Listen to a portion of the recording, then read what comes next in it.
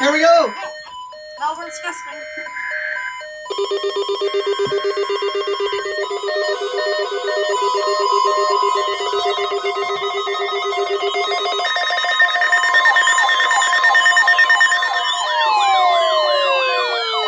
Hey, let's go!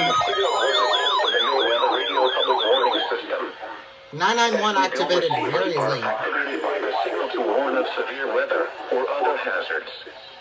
Tests are normally conducted each Wednesday between 11 a.m. and noon, and again between 6 and 8 p.m. What happened to Severe you? weather is expected on Wednesday. The test will be postponed until the next day, weather permitting.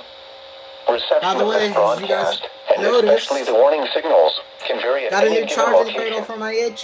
This variability, normally more noticeable at greater distances from the transmitter, can result even though you are using a good quality receiver in perfect working order. 610 they Warning tested. alarm tones are activated on transmitters for counties where the signal is reliably received, insufficient strength for consistent and dependable service.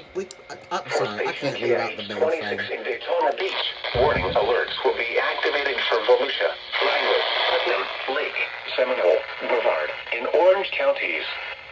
For station KIH 63 in Orlando, warning alerts will be activated for Brevard, Lake, Orange, Osceola, Polk, Seminole, and Volusia counties. For station WXJ70 in Melbourne, warning alerts will be activated for Brevard, Indian River, Orange, and Osceola counties.